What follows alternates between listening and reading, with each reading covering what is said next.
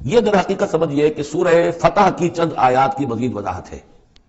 مثلا سورہ فتح میں ہم نے یہ پڑھا تھا بلے تعذروہ و توقروہ، اللہ کے رسول کی تعظیم، توقیر، ان کی مدد، ان کی نصرت، یہ تمہارے لیے لازم ہے۔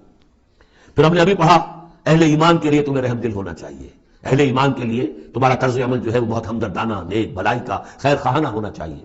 یہ ساری چیزیں جو ہے اس میں اب سامنے آ رہی ہیں۔ اور دوسرا یہ کہ یہ جو دین کے غلبے کی جد و جہد ہے، اس کے لیے جہاد کی اہمیت کیا ہے دین کے اندر، اس کی اصل حیثیت کیا ہے، اس کو بھی اس سورہ مبارکہ میں واضح کیا گیا۔ تو سورہ حجرات کل 18 آیات ہیں، 2 رکوعوں پر مشتمل ہے، لیکن جیسا کہ میں نے عرض کیا تھا، مسلمانوں کی جو اجتماعی زندگی، معاشرتی زندگی ہونی چاہیے، مسلمانوں کا مسلمانوں کے ساتھ کیسا سلوک ہونا چاہیے، مسلمانوں کا کیا رویہ ہونا چاہیے محمد رسول اللہ صلی اللہ علیہ وسلم کے ساتھ، اور پھر یہ کہ اسلامی ریاست کی بنیاد کیا ہے، دستوری بنیاد کیا ہے، اور اس کی اصل میں اساس جو ہے وہ کس چیز پر قائم ہے، یہ ساری چیزیں اس سورہ مبارکہ میں بیان ہوئی ہیں۔ بسم اللہ الرحمن الرحیم، یا ایھا الذین آمنوا لا تقدموا بین یدی اللہ ورسولہ واتقوا اللہ ان اللہ سمیع علیم۔ اہل ایمان مت آگے بڑھو اللہ اور اس کے رسول سے، اور اللہ کا تقوی اختیار کرو، اللہ سب کچھ سننے والا ہے، سب کچھ جاننے والا ہے۔ یہ پہلی آیت جو ہے یہ گویا کہ ہر اسلامی ریاست کی دفعہ نمبر 1 ہے۔ یا ہم یہ کہہ سکتے ہیں دفعہ نمبر 1 تو یہ ہو کہ یہاں حاکمیت اللہ کی ہے، لیکن حاکمیت اللہ کی کیسے یہاں پر ہوگی؟ تنفیذ یہ ہے کہ اللہ اور اس کے رسول نے جو حدود قائم کر دی ان سے تجاوز نہیں ہوگا۔ چنانچہ یہ دفعہ ہمارے ہر دستور میں موجود رہی ہے، no legislation will be done repugnant to the Quran and the Sunnah, یہ موجود ہے، لیکن ایک ہاتھ سے یہ دفعہ یعنی اسلام ڈال کر اور دوسرے ہاتھ سے نکال لیا گیا۔ ایک آئیڈیولوجیکل کونسل بنا دی گئی ہے، وہ غور کرتی رہے گی، کوئی قانون کوئی خلاف ہے اگر اسلام کے تو رپورٹ پیش کرتی رہے گی، سال بسال رپورٹ لے آتی رہیں گی، کوئی لازم نہیں ہے دستور کی روح سے کہ ان کی دی ہوئی رپورٹ پر عمل بھی ہوگا، لہذا وہ الماریوں پر الماریاں بھرتی رہیں۔ کام ہوا ہے، محنتیں ہوئی ہیں، کوششیں ہوئی ہیں، ان میں ایک بڑی اچھی محنت ہوئی تھی جو اقتصادیات کے بارے میں ہوئی تھی کہ سود کے بغیر کیسی بینکنگ کا نظام قائم کیا جائے، اس میں بڑی محنت ہوئی ہے، لیکن دستور میں تو گارنٹی نہیں ہے کہ اس آئیڈیولوجیکل کونسل کی کوئی سفارشات لازماً وہ ان کی تنفیذ بھی ہوگی۔ تو معلوم ہوا کہ وہ بس ایک ایکسرسائز ان فیوٹیلٹی ہے اکثر و بیشتر۔ تو فرمایا پہلی بات تو یہ طے کر لو کہ اللہ کا حکم اور اس کے رسول کا حکم، کتاب اور سنت، no legislation can be done here repugnant to the book of Allah, Quran and the sunnah of the Prophet صلی اللہ علیہ وسلم۔ یہ ہے اصل الاصول، یہ ہے دفعہ، کہ اس دفعہ سے اب یہ ریاست اسلامی بن گئی کہ جو بھی لیجسلیٹو باڈی آپ بنائیں، اسے آپ پارلیمنٹ کہیں، اسے مجلس ملی کہیں، اسے آپ کانگریس جو کہیں، اس کی لیجسلیٹو اتھارٹی جو ہے وہ لمیٹڈ ہے، limited by the injunctions of the Quran and the Sunnah. اس دائرے کے اندر اندر وہ قانون سازی کر سکتے ہیں، اس لیے کہ اس دائرے کے اندر اندر جو کچھ ہے وہ مباح ہے، اور مباح کے اندر آپ اکثریت کے ساتھ فیصلہ کر لیجئے۔ کسی دعوت میں آپ کر رہے ہیں، مہمان بلا رہے ہیں، اس میں مشروب کون سا سرو کیا جائے، اس میں روح افزا شربت پلایا جائے یا کوئی سیون اپ پلایا جائے یا کیا کیا جائے، اب اس کو آپ وہ بھی مباح ہے وہ بھی مباح ہے، اب کثرت رائے سے فیصلہ کر لیجیے۔ لیکن کثرت رائے کیا 100% رائے بھی اللہ کی کسی حکم میں تبدیل نہیں کر سکتی، وہ تو دائرہ ہے، اس دائرے کے اندر اندر رہنا ہے، جس کو کہ ایک حدیث سے حضور نے بہت عمدگی سے واضح کیا ہے۔ آپ نے فرمایا مثل المؤمن کا مثل الفرس فی اخیتہ، مومن کی مثال ایسی ہے جیسے کہ گھوڑا جو بندھا ہوا ہے کھوٹے کے ساتھ۔ ظاہر بات ہے مومن کو جو اللہ کو مانتا ہے تو اللہ کے حکم سے بندھ گیا، رسول کو مانتا ہے رسول کے فرمان سے بندھ گیا، قرآن کو مانتا ہے تو قرآن کے احکام سے بندھ گیا۔ تو ایک آدمی ہوا ہے مادت قدر آزاد ہے، نہ اللہ کو جانے نہ رسول کو جانے، نہ کسی آسمانی ہدایت کو مانے، وہ جو چاہے قانون بنائے، وہ سوڈمی کو بھی جائز قرار دے دیں، ہومو سیکسولیٹی کو بھی جائز قرار دے دیں، 2 مردوں کی شادی کو جائز قرار دے دیں، لیگل سٹیٹس دے دیں، ان کی مرضی ہے جو چاہے کریں، لیکن مسلمان تو پابند ہوتا ہے۔ تو پہلی یہ آیت جو ہے انتہائی اہم ہے، اور گویا کہ اس کی ترجمانی ہے جو پاکستان کے دستور میں وہ الفاظ لکھے ہوئے ہیں، no legislation can be done here repugnant to the Quran and Sunnah. یا ایھا الذین آمنوا لا تقدموا بین یدی اللہ ورسولہ واتقوا اللہ ان اللہ سمیع علیم۔ اس کے بعد جو آ رہی ہیں 4 آیتیں، یہ خاص طور پر حضور کے ساتھ کیا طرز عمل ہونا چاہیے۔ دستوری بنیاد اسلامی ریاست کی یہ آ گئی، اللہ اور اس کے رسول کے احکام کی اطاعت، لیکن ایک ہماری ثقافت، ہماری تہذیب، ہمارے کلچر کی ایک بنیاد ہے، اور وہ بنیاد کیا ہے؟ حضور کی تعظیم، حضور سے محبت، حضور کے نقش قدم کی پیروی، آپ کے سرتابی نہ کرنا، آپ کے آواز کے مقابلے میں اپنی آواز بلند نہ کرنا۔ اب یہ آرام یہ ہے وہ توقروہ و تعذروہ، یہ گویا کہ اس کی شرح ہے۔ یا ایھا الذین آمنوا لا ترفعوا اصواتکم فوق صوت النبی، اہل ایمان اپنی آواز کبھی بلند نہ کرنا نبی کی آواز پر، ولا تجهروا له بالقول كجهر بعضكم لبعض، اور جس طرح تم آپس میں بلند آواز سے ایک دوسرے سے بات کر لیتے ہو، ایسی حرکت کوئی نبی کے ساتھ نہ کر بیٹھنا، ان تحبط اعمالکم، مبادا تمہارے سارے اعمال ہبط ہو جائیں۔ تم سمجھو گے میں نے کوئی گناہ کبیرہ تو نہیں کیا ہے، میں نے چوری نہیں کی، ڈاکہ نہیں ڈالا، زنا نہیں کیا، کچھ نہیں کیا، لیکن نہیں، گستاخانہ طرز عمل نبی کی شان میں یہ تمہارے سارے کاموں کو حق کر دے گا، اکارت کر دے گا، وانتم لا تشعرون، تمہیں پتہ بھی نہیں چلے گا۔ ان الذين يغضون اصواتهم عند رسول الله اولئك الذين امتحن الله قلوبهم للتقوى، ایک چیز کو ایک منفی انداز میں بھی کہا، اب یہ کہ مثبت انداز میں، شاباش دینے کے انداز میں، بے شک وہ لوگ جو اپنی آوازیں پست رکھتے ہیں رسول اللہ کے سامنے، یہی وہ لوگ ہیں کہ جن کے دلوں کو اللہ نے چن لیا ہے، امتحان کر کے جانچ پرکھ کر چن لیا ہے، اختیار کر لیا ہے تقویٰ کے لیے۔ اب ان کے دلوں میں اللہ تعالیٰ تقویٰ زیادہ سے زیادہ پیدا کر دے گا۔ لہم مغفرۃ و اجر عظیم، ان کے لیے مغفرت ہے اور بہت بڑا اجر ہے۔ ان الذین ینادونک من وراء الحجرات اکثرهم لا یعقلون. یہ بھی ایک سورہ ادب تھا، اور یہ ویسے بھی عام معاشرت کے اعتبار سے بھی سورہ ادب ہے. وہ لوگ آتے تھے بدبو باہر سے، اب حضور کا اپنے معمولات تھے، کس وقت آپ کو برآمد ہونا ہے اپنے حجرے سے، اور وہ باہر سے کھڑے ہو گئے، یا محمد اخرج علینا، آئیے ذرا باہر تشریف لائیے. فرمایا ان الذین ینادونک من وراء الحجرات، بے شک وہ لوگ جو آپ کو پکارتے ہیں دیواروں کے پیچھے سے، حجرات کے باہر سے، اکثرهم لا یعقلون، ان میں سے اکثر وہ ہے جو عقل نہیں رکھتے. وَلَوْ أَنَّهُمْ صَبَرُوا، اگر وہ صبر کرتے حتیٰ تخرج الیہم، کہ آپ خود برآمد ہوتے اپنی حجرے سے، تشریف لاتے باہر، لکان خیرا لہم، یہ ان کے حق میں بہت بہتر تھا. واللہ غفور رحیم، اللہ غفور اور رحیم ہے. یہ انہوں نے جان بوجھ کے گستاخی نہیں کی، یہ صرف بدو ہوتے تھے، اور ظاہر بات ہے وہ مہذب لوگ نہیں تھے، اس حوالے سے ان کے ہاں جو بھی تھا، اور عرب کا بدو وہ تو یوں سمجھیے کہ بہت ہی زیادہ ان آداب وغیرہ سے بہت ناواقف، بہت دور. تو اس لیے ان کا کہ اگرچہ انہوں نے کی ہے زیادتی، لیکن اللہ غفور ہے اور رحیم ہے، بخشنے والا ہے، آئندہ اس کا ارادہ نہ ہو. اس کے بعد 8 احکام آ رہے ہیں مسلمان معاشرے کو مضبوط اور مربوط رکھنے کے لیے. اس لیے کہ اقامت دین کی جد و جہد، غلبہ دین کی جد و جہد، اگر یہ جماعت مضبوط نہیں ہے، مستحکم نہیں ہے، مربوط نہیں ہے، تو ظاہر بات ہے جد و جہد کمزور ہوگی. اور اس کے اندر رکھنے کہاں سے پیدا ہو سکتے ہیں؟ 2 بڑے حکم اور 6 چھوٹے حکم. ویسے وہ چھوٹے کس وجہ سے کہہ رہا ہوں وہ بھی میں آپ سے عرض کر دوں گا، اس لیے کہ وہ ایک آیت میں 3 جمع کیے، اور یہاں پہلے جو 2 بڑے حکم آ رہے ہیں ان کے لیے مستقل آیات نازل ہوئی. بڑے احکام میں سے پہلا کیا ہے؟ یا ایھا الذین آمنوا ان جاءکم فاسق بنبأ فتبینوا ان تصیبوا قوما بجہالۃ فتصبحوا علی ما فعلتم نادمین. اہل ایمان، اگر تمہارے پاس کوئی فاسق شخص آئے جو متقی نہیں ہے، وہ آئے کوئی بڑی خبر لے کر، اطلاع لے کر، فتبینوا، تو تحقیق کر لیا کرو، اس کی خبر پر کوئی اقدام نہ کر گزرنا. ہو سکتا ہے وہ غلط بات بتا رہا ہو تمہیں کہ فلاں قبیلہ جو ہے حملے کی تیاری کر رہا ہے، تو تم پہلے اسے پری ایمپٹ کرنے کے لیے فوری طور پر تم حملہ کر دو. نہیں، فتبینوا، تحقیق کر لیا کرو. ان تصیبوا قوما بجہالۃ، مبادا تم جا پڑو کسی قوم پر نادانی میں، حملہ کر بیٹھو کسی قوم کے اوپر، کسی قبیلے کے اوپر نادانی میں، فتصبحوا علی ما فعلتم نادمین، اور پھر تمہیں ہونا پڑے جو کچھ کہ تم نے کیا ہو اس پر نادم. اس لیے یہ کہ افواہوں پر کوئی اقدام نہ کیا جائے. ہاں خبر لانے والا صدیق اکبر ہو رضی اللہ تعالیٰ عنہ، بات دوسری ہے، لیکن یہ کہ جو شخص جو ہے قابل اعتماد نہیں ہے، اس کا کردار، اس کی زندگی جو ہے اس طرح کی نہیں ہے، اس کے بارے میں اس کی رائے ہوئی کسی خبر پر فوراً کوئی اقدام درست نہیں ہوگا. اس کی پوری طرح تحقیق کرو، تفتیش کرو. اور ایسا ہی ہوتا ہے اکثر و بیشتر کہ یہ جو افواہوں کے اوپر اقدام کر دیے جاتے ہیں، ان سے بڑے بڑے جھگڑے شروع ہو جاتے ہیں، بڑی بڑی جنگیں شروع ہو جاتی ہیں. وَاعْلَمُوا أَنَّ فِيكُمْ رَسُولَ اللَّهِ، اور دیکھو تمہارے مابین اللہ کے رسول ہیں. یہ اس سے کیا مراد ہے؟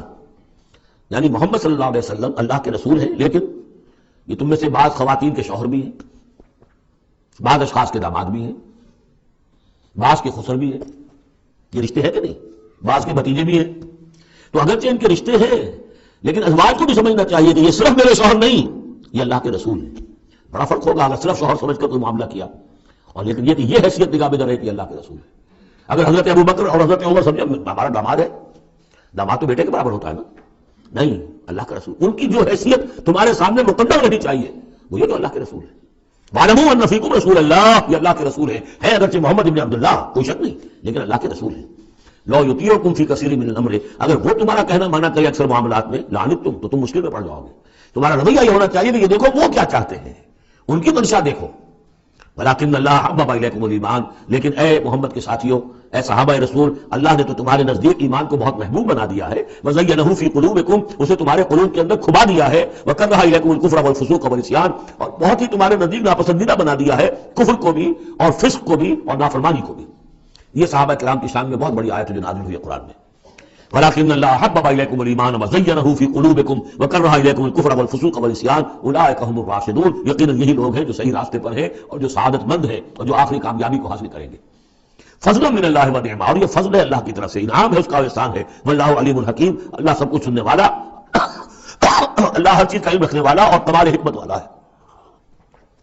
اب دوسرا حکم آ رہا ہے، وَإِن طَائِفَتَانِ مِنَ الْمُؤْمِنِينَ اقْتَتَلُوا، آخر اہل ایمان بھی انسان ہے، جھگڑا ہو سکتا ہے، اختلاف ہوگا، اختلاف سخت ہو جائے جھگڑا ہو جائے گا، جھگڑا سخت ہو جائے قتال بھی ہو جائے گا. آخر حضرت علی اور حضرت عائشہ کے مابین جنگ ہوئی کہ نہیں؟ حضرت علی اور امیر معاویہ کے درمیان جنگ ہوئی کہ نہیں؟ یہ کون ہے؟ اس کو آپ کہتے ہیں کہ کافر، معاذ اللہ ثم معاذ اللہ. تو فرمایا وَإِن طَائِفَتَانِ مِنَ الْمُؤْمِنِينَ اقْتَتَلُوا، اگر اہل ایمان میں سے 2 گروہ لڑ پڑے، فَأَصْلِحُوا بَيْنَهُمَا، تو اب عام معاشرے کو یہ سمجھنا چاہیے سب لوگوں کو کہ وہ یہ نہ سمجھیں کہ ہم سے کیا ہے، آپس میں نبٹ لیں، نہیں، ان کے درمیان صلح کراؤ، تمہارا فرض ہے، یہ اجتماعی فریضہ ہے، صلح کراؤ. فَأَصْلِحُوا بَيْنَهُمَا، انڈیفرنس ہمیں کیا تعلق؟ غلط. اس لیے کہ یہ جو رکھنا پڑ رہا ہے، یہ اسلامی معاشرے کا رکھنا مسلمانوں کی مجموعی قوت کو کمزور کرنے کا سبب بنے گا، اور مسلمانوں کی قوت کمزور ہوتی ہے تو اللہ کے دین کے غلبے کی جدوجہد کمزور پڑ رہی ہے. لہذا فرض سمجھو اصلحوا بینہما، ان کے درمیان صلح کراؤ. فإن بغت إحداہما علی الأخرى، پھر اگر ان میں سے ایک دوسرے پر زیادتی کرے، صلح کی پابندی نہیں کر رہا، صلح کرا دی گئی پھر بھی وہ زیادتی کر رہا، فقاتلوا التی تبغی، اب جنگ کرو اس سے جو زیادتی کرنے والا ہے۔ اب یہ دو فریقوں کے درمیان نہیں رہا معاملہ، اب ایک فریق گویا کہ پوری مسلم جماعت کو، پورے مسلم معاشرے کو، پوری ملت اسلامی کو جو کہ وہ للکار رہا، چیلنج کر رہا ہے، تو اب ان سے جنگ کرو حتی تفیء الی امر اللہ، یہاں تک کہ وہ لوٹ آئے اللہ کے حکم کی طرف، صلح کی جو بھی شرائط تھی ان کو دوبارہ قبول کر لے۔ فإن فات، پھر اگر وہ لوٹ آئے، فاصلحوا بینہما، پھر ان کے مابین دوبارہ صلح کرا دو، بالعدل، انصاف کے ساتھ، واقسطوا، اور دیکھنا انصاف کا دامن ہاتھ سے نہ چھوڑنا، انصاف کرو، اس لیے کہ اب ہو سکتا ہے کہ اس دوسرے فریق پر تم کو زیادتی کر بیٹھو، اس لیے کہ اب اس سے تم بھی لڑے ہو، لڑ کر تم نے اسے مجبور کیا ہے کہ وہ صلح کی پابندی کرے، تو اب بھی اس پر کوئی زیادتی نہ ہو جائے۔ واقسطوا ان اللہ یحب المقسطین، اللہ تعالیٰ انصاف کرنے والوں کو محبوب رکھتا ہے۔ یہ تو دو بڑے بڑے حکم ہو گئے۔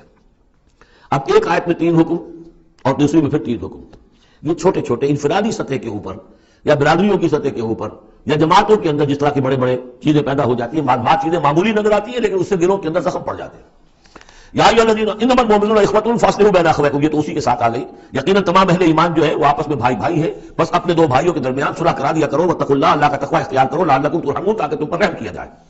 اب وہ آ رہی ہیں 2 آیتیں، یا ایھا الذین آمنوا لا یسخر قوم من قوم عسى ان یکونوا خیرا منهم ولا نساء من نساء عسى ان یکن خیرا منهن، اہل ایمان تم میں سے کوئی گروہ دوسرے گروہ کا مذاق نہ اڑائے، تمسخر نہ کرے، ہو سکتا ہے کہ وہ ان سے بہتر ہوں۔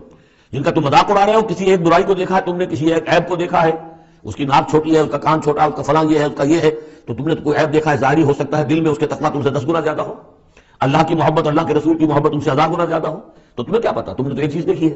اسی طرح عورتیں دوسری عورتوں کا مذاق نہ اڑائیں، عسیٰ ان یکن خیرا منہن، ہو سکتا ہے کہ وہ جن کا مذاق اڑایا جا رہا ہے وہ اللہ کی نگاہوں میں بہتر ہو ان سے جو مذاق اڑا رہی ہیں۔ ایک حکم تو ہو گیا تمسخر نہ ہو۔ ولا تلمزوا انفسکم، اپنے آپ کو عیب نہ لگاؤ، اپنے آپ کو عیب لگانا یعنی اپنے بھائیوں پر عیب نہ لگاؤ، آخر وہ تمہاری ہی اس ملت کا فرد ہے، امت کا فرد ہے، تو اس کو عیب لگا تو تمہیں عیب لگا، اس لیے فرمایا بہت ہی بلیغ الفاظ ہے، ولا تلمزوا انفسکم ولا تنابزوا بالالقاب، اور لوگوں کے چڑھانے والے نام نہ رکھ لیا کرو، کسی جماعت کا نام کچھ اور ہے، اس کو چڑھانے کے لیے نام کچھ اور رکھ لیا گیا ہے، یا اور کسی فرد کے لیے، کسی گروہ کے لیے، تو یہ جو ہے ایک دوسرے کے اوپر اس طریقے سے ڈال دینا اور نام ان کے اوپر کہ جو ان کو پسندیدہ نہیں ہے، یہ 3 کام ہو گئے ایک آیت میں روکا گیا۔ اس کی وجہ سے اکثر ایسا ہوتا ہے، کبھی ایک دوست آپ ایک خاص قسم کا مذاق اس سے کر رہے ہیں یا کسی لفظ سے اس کو چھیڑتے ہیں، 100 دفعہ وہ سن لیتا ہے، کوئی اثر نہیں ہوتا، کسی وقت کوئی عجیب کیفیت ہوتی ہے اس کی کہ اس کے دل میں جا کر زخم کی طرح لگ جاتا ہے اور پھر وہ دل کا رشتہ ٹوٹ جاتا ہے، اور ایک ایسی جو ہے اس کے اندر گرا پڑ جاتی ہے تو کھولے نہیں کھل سکتی، لہذا محتاط رہو۔ بے سر اسم الفسوق بعد الایمان، ایمان کے بعد تو برائی کا نام بھی برا ہے، کیوں ان چیزوں میں جا رہے ہو؟ تمہیں تو ایمان کو سمجھنا چاہیے کہ اللہ نے تمہیں اتنی بڑی فضیلت دی ہے، تو ان گندگیوں کی طرف جو ہے تم متوجہ ہی نہ ہو۔ ومن لم يتوب فاولئک هم الظالمون، اور جو باز نہیں آئیں گے تو وہی ہے کہ جو ظالم ہے اللہ کی نگاہ میں۔ تو ترغیب بھی ہے، تشویق بھی ہے، سمجھانے کا انداز بھی ہے اور ڈانٹ ڈپٹ بھی ہے، باز نہیں آؤ گے تو اللہ کی نگاہ میں پھر تم ظالم ہو۔ اگلی آیت میں پھر 3 چیزیں، وہ پہلی 3 چیزیں روح در روح ہوتی ہیں آمنے سامنے، اور یہ 3 چیزیں وہ ہیں جو غیب میں ہوتی ہیں، پیچھے پیچھے ہوتی ہیں۔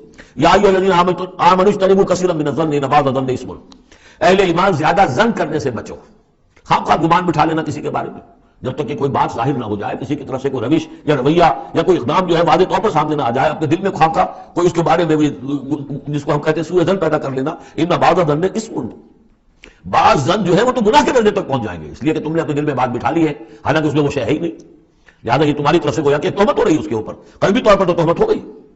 ولا تجسسوا، اور دوسری بات یہ ہے کہ ایک دوسرے کے حالات کی ٹوہ میں نہ رہو۔ بہرحال اسلامی ریاست ہوگی تو جاسوسی کا ایک محکمہ بھی ہوگا، وہ تو اپنی جگہ پر ہے، لیکن افراد کی سطح پر خواہ فلاں اس گھر میں کیا ہو رہا ہے، کیوں ہو رہا ہے، یہ دونوں بھائیوں کے معاملات کیا ہیں، کیا وجہ لڑائی کیوں نہیں ہوتی ان میں، کچھ لوگوں کی ہوتی، تلاش میں رہتے ایسی چیزوں کی۔ ولا تجسسوا، تجسس مت کرو۔ ولا یغتب بعضکم بعضا، اور تم میں سے کوئی دوسرے کی غیبت نہ کرے، کسی کے پیٹھ پیچھے غیر موجودگی میں اس کی کوئی برائی نہ بیان کرے، چاہے وہ برائی بالفعل اس میں ہو۔ حضور سے پوچھا گیا کہ حضور اگر وہ برائی اس میں ہو، آپ نے فرمایا تبھی تو غیبت ہے، اگر برائی ہے نہیں تو تہمت ہو گئی، وہ تو غیبت سے دوہرا جرم ہو گیا۔ لیکن یہی ہے کہ کسی مسلمان بھائی کی غیر موجودگی میں اس کی کوئی برائی بیان نہ کی جائے۔ ایحب احدکم ان یاکل لحم اخیہ میتا، کیا تم میں سے کوئی شخص اسے پسند کرے گا کہ وہ اپنے کسی مردہ بھائی کا گوشت کھائے؟ فکرہتموہ، یہ تو تمہیں بہت برا لگا، بہت گھن آیا، یہ کیا بات کہہ دی اللہ تعالیٰ نے؟ کوئی شخص چاہے گا یہ کہ اپنے مردہ بھائی کا گوشت کھائے؟ لیکن یہ اخلاقی سطح پر یہی کام تم کرتے ہو۔ غیبت جو ہے اخلاقی سطح پر یہی ہے، کیوں کہ جو شخص موجود نہیں ہے آپ اس کی عزت پر حملہ کر رہے ہیں، اگر وہ موجود ہوتا اپنا دفاع کرتا، لیکن وہ موجود نہیں، دفاع نہیں کر سکتا، وضاحت کرتا، آپ کو غلط بات سمجھ میں آئی، آپ نے ٹھیک نہیں سمجھا ہے، آپ کو اطلاع صحیح نہیں ملی ہے، آپ 100 طرح سے اپنی حفاظت کرتا ہے اپنی عزت کی، اور چونکہ موجود نہیں ہے آپ نے جیسے مردہ بھائی کی لاش پڑی ہے جیسے چاہو موٹی جو ہے کاٹ لو، لیکن اگر وہ زندہ ہو تو تمہیں قریب آنے دے گا۔ یہی ہے مثال۔ ایحب احدکم ان یاکل لحم اخیہ میتا فکرہتموہ فاتقوا اللہ ان اللہ تواب رحیم، اور اللہ کا تقوی اختیار کرو، اللہ تواب ہے، توبہ کا بہت قبول فرمانے والا، اور رحیم ہے، بہت رحم فرمانے والا۔ تیسرا حصہ سورہ مبارکہ کا جو آ رہا ہے یہ عظیم ترین مضامین پر مشتمل ہے۔ ابھی تک معاملہ سارا یا ایھا الذین آمنوا یا ایھا الذین آمنوا یا ایھا الذین آمنوا، آپ نے دیکھا یہ یوں سمجھیے کہ 12 آیات میں 5 مرتبہ یا ایھا الذین آمنوا آ چکا ہے، اور ہم نے دیکھا مکی صورتیں اتنی لمبی جو ہے یا ایھا الذین آمنوا کا صیغہ وہاں ہی نہیں، لیکن یہ آیت آ رہی ہے یا ایھا الناس، اے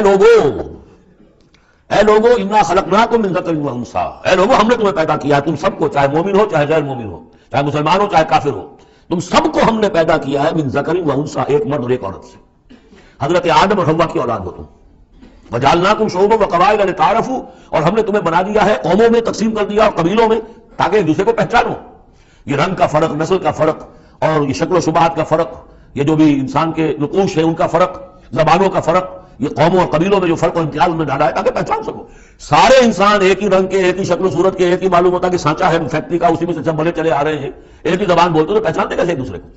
یہ سارا ہے صرف پہچان کے لیے، یہ نہیں ہے کہ فلاں نسل اعلیٰ ہے، فلاں گھٹیا ہے، فلاں اونچی ہے، فلاں نیچی ہے، جیسا کہ آپ نے خطبہ دیا تھا جو آخری خطبہ ہے حجۃ الوداع کا، لا فضل لعربی علی عجمی ولا لعجمی علی عربی ولا لاحمر علی اسود ولا لاسود علی احمر الا بالتقوی، کسی عربی کو، کسی عرب کو عجمی پر کوئی فضیلت نہیں، کسی عجمی کو کسی عرب پر کوئی فضیلت نہیں، کسی سرخرو کو کسی سیاہ فام پر کوئی فضیلت نہیں، کسی سیاہ فام کو کسی سرخرو پر کوئی فضیلت نہیں، ہاں فضیلت ہے تو تقویٰ کی بنیاد پر ہے۔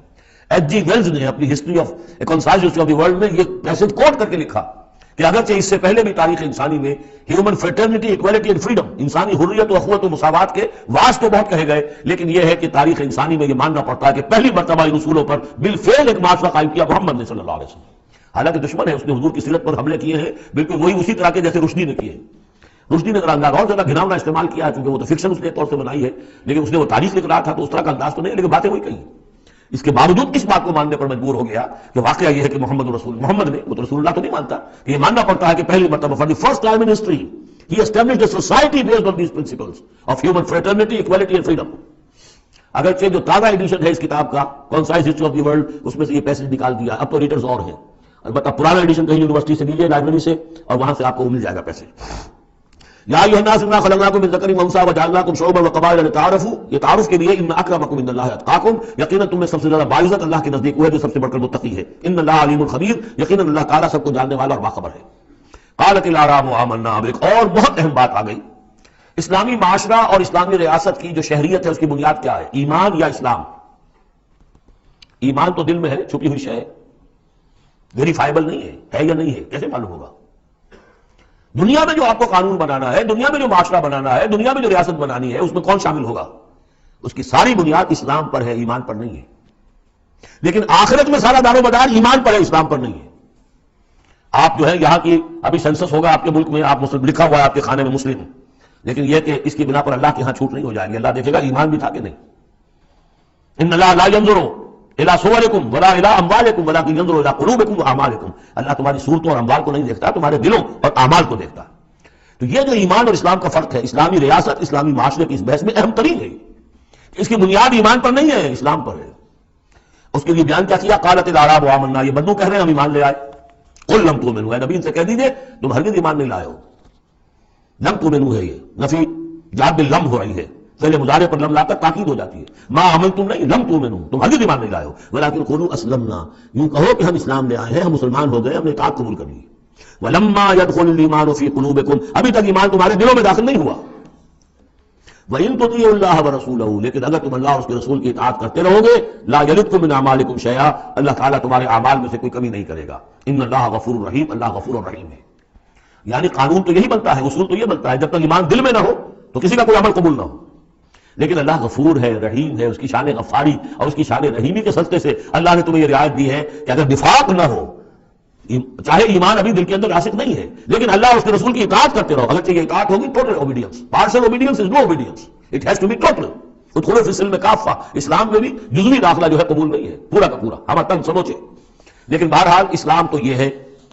اب اگر تم جاننا چاہو کہ مومن کسے کہتے ہیں تو سن لو، اس کی ڈیفینیشن یہ آ گئی۔ اب یہ میں نے سورہ انفال کے دوران بھی اس کو وضاحت کیا تھا کہ اس کے دو حصے جو اس ڈیفینیشن کے، سورہ انفال میں دوسری آیت، دوسری تیسری، اور ادھر آخر سے پہلی آیت جو ہے اس میں ان کو دونوں کو علیحدہ کر دیا گیا۔ یہ ہے گویا کہ comprehensive definition of a Muslim, of a momin. Who is a momin? انما المؤمنون الذين آمنوا بالله ورسوله ثم لم يرتابوا، مومن تو بس صرف وہ ہے جو ایمان لائے اللہ پر اور اس کے رسول پر، پھر شک میں ہرگز نہیں پڑے، لم يرتابوا، پھر وہی جہاں میں لم ہرگز کوئی شک نہیں پیدا کیا، یعنی یقین بن گیا، ایمان دل کے اندر راسخ ہو گیا. جیسے کہ فرمایا صحابہ کرام کے بارے میں وَلَٰكِنَّ اللَّهَ حَبَّبَ إِلَيْكُمُ الْإِيمَانَ وَزَيَّنَهُ فِي قُلُوبِكُمْ، تمہارے دلوں میں گھما دیا اس نے. جب تک ایمان دل میں داخل نہیں ہوا، دل میں راسخ نہیں ہوا، صرف زبان پر ہے آمنت باللہ وملائکتہ وکتبہ ورسلہ، یہ اسلام ہے. بنی الاسلام علی خمس، اس میں یقین قلبی شامل نہیں ہے. شہادت اللہ الہ الا اللہ وان محمد رسول اللہ، زبان سے گواہی کہ اللہ کے سوا کوئی معبود نہیں اور محمد اللہ کے رسول ہے، واقام الصلاۃ وایتاء الزکوٰۃ وصوم رمضان وحج البیت. اس لیے کہ ایمان ذرا کسی اور شے کا نام ہے. وہ ایمان کیا ہے؟ اس کے دو حصے کر دیے. اب یہ اس شہادت سے نیچے یقین قلبی والی بات ایڈ ہو جائے اور ادھر عمل میں جہاد ایڈ ہو جائے تو 7 چیزیں ہوں گی تو اب یہ مومن شمار ہوگا. 5 چیزیں تو اسلام میں تو ہونی ہے. مومن جو ہے وہ مسلم تو ہوگا ہی اعلیٰ بحالا، لیکن اس سے اوپر کی منزل ہے تو 2 چیزیں اور بڑھ جائیں گی. وہ کیا ہے؟ انما المؤمنون الذين آمنوا بالله ورسوله ثم لم يرتابوا وجاهدوا باموالهم وانفسهم في سبيل الله، اور جہاد کریں اپنے مالوں کے ساتھ اور اپنی جانوں کے ساتھ اللہ کی راہ میں. اولئک هم الصادقون، یہ لوگ ہیں جو سچے ہیں، دعوی ایمان میں سچے ہیں. کہنا آسان ہے آمنت باللہ وملائکتہ وکتبہ، لیکن واقعتاً ایمان ہے یا نہیں اس کا جائزہ لے لو. جیسا کہ میں نے عرض کیا، باطل کے نظام کے تحت زندگی گزارتے ہوئے اگر اس کو ذہن قبول کیا ہوا ہے، اس کی چاکری کر رہے ہیں، اسی کی خدمت کر رہے ہیں اور اپنی توانائیاں صرف کر رہے ہیں اسی نظام کے تحت پھلنے اور پھیلنے اور پھولنے میں، زیادہ کمائیں، زیادہ بڑے گھر میں رہیں، زیادہ شاندار محل ہو، زیادہ ہماری کار لمبی ہو، ہمارا یہ ہو، ہمارا وہ ہو، سارا دن رات اور سارا خون پسینہ اسی کام کے لیے ہوا، وہ مومن نہیں ہو سکتا. غلبہ باطل کے تحت انڈر پروٹیسٹ رہنا پڑے گا. ایسے رہنا ہوگا جیسے کہ جیل میں انسان رہتا ہے. الدنیا سجن المومن و جنت الکافر. اور یہ کہ اپنی توانائی میں سے منیمم سبسسٹنس لیول پر جو آپ کے وجود کو برقرار رکھنے کے لیے ناگزیر ہو، اس حد تک تو اپنے وقت اور توانائی اور اپنی قوت اور صلاحیت میں لگائیں آپ اپنے اہل و عیال کی ضروریات پوری کرنے کے لیے. باقی سارا وقت، ساری صلاحیت، ساری قوت اللہ کے دین کو غالب کرنے کی جدوجہد، نظام باطل کو جڑ سے اکھیڑ کر پھینک کر اور اللہ کے دین کو قائم کرنے کی جدوجہد. اگر یہ نہیں ہے، اگر یہ نہیں تو ماں باپ پھر سب کہانیاں ہیں. پھر یہ اسلام کا دعویٰ ہے، اسلام تو ہے، مانے گا دنیا میں تم مسلمان عورت سے شادی کر سکتے ہو، مسلمان باپ کی وراثت تمہیں مل جائے گی، قانونی حقوق سارے تمہارے مسلمانوں کے ہوں گے، اسلامی ریاست میں تم مکمل شہری شمار ہو جاؤ گے، لیکن مومن شمار نہیں ہوگے اللہ کے ہاں. قالت الاعراب، یہ آیات ایسی ہیں کہ یہ یاد کر لیجیے آج کی رات.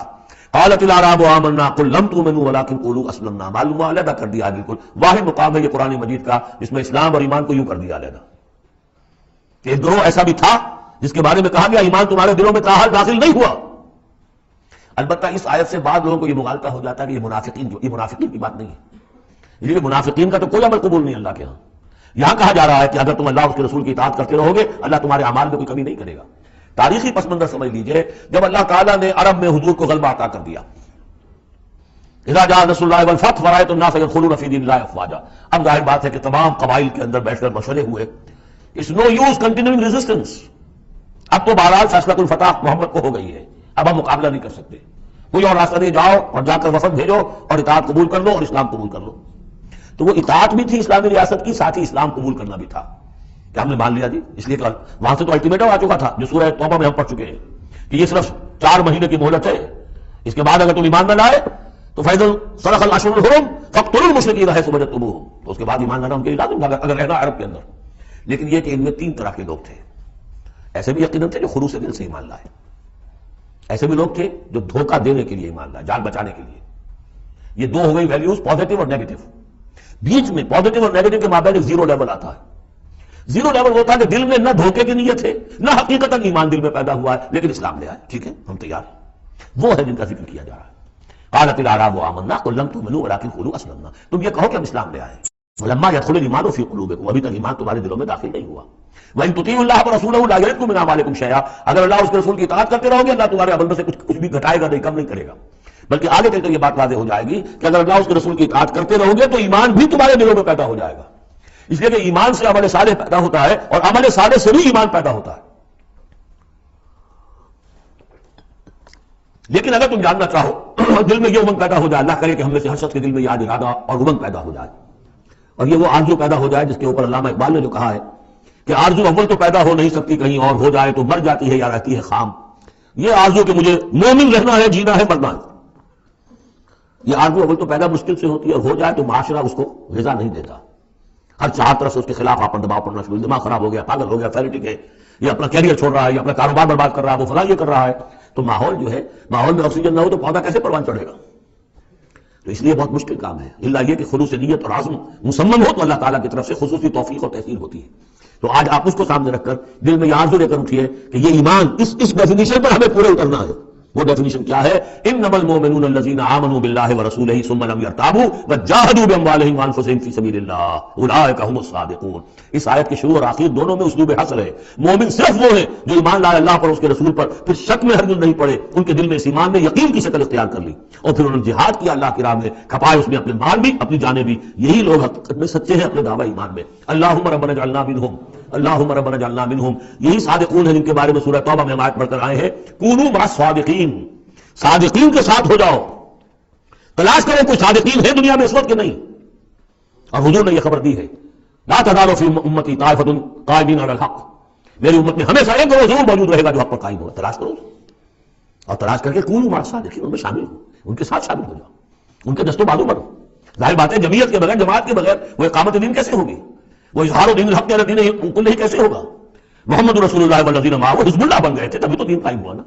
اور وہ ساری کیفیات جو سورہ الحجرات میں آئیں، قل اتعلمون اللہ بدینکم۔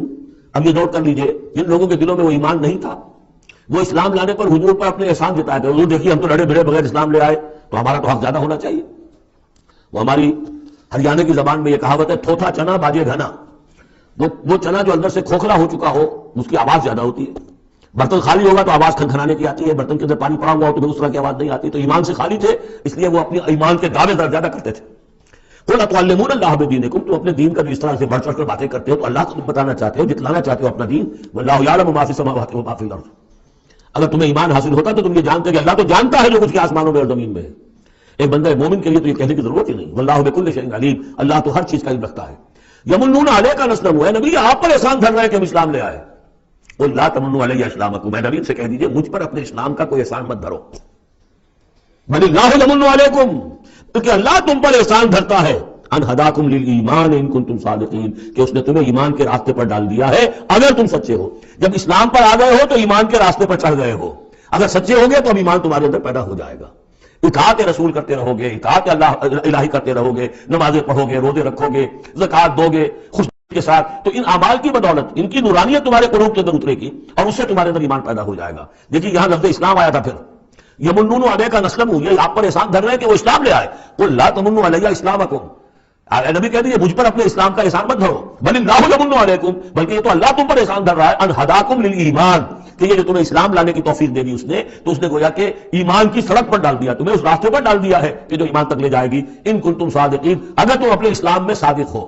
ہاں اسلام منافقانہ لائے ہو تو بات اور ہے، دل میں عداوت ہے، دشمنی ہے، صرف جان بچانے کے لیے اگر نیت یہی ہے تو پھر تو ظاہر بات ہے کہ نہ اسلام ہے اور نہ ایمان ہے، اگرچہ قانون پھر بھی مسلمان مانے جائیں گے۔ منافقین بھی آخری وقت تک مسلمان مانے گئے، منافقین جو ہے یہاں تک کہ رئیس المنافقین عبداللہ ابن ابی کی نماز جنازہ حضور نے پڑھائی ہے۔ یہ تو غزوہ تبوک کے بعد ہوا، پھر کہ منافقین کو ننگا بھی کیا گیا اور مسجد جو انہوں نے بنائی تھی مسجد جناب وہ گرا بھی دی گئی، وہ سب کچھ ہوا بعد میں ہوا، پہلے نہیں۔ غزوہ تبوک تک کا معاملہ یہ تھا کہ پردہ پڑا ہوا تھا۔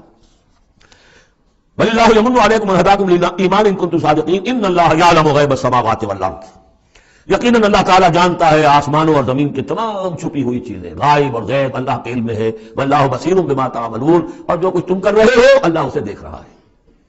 بارک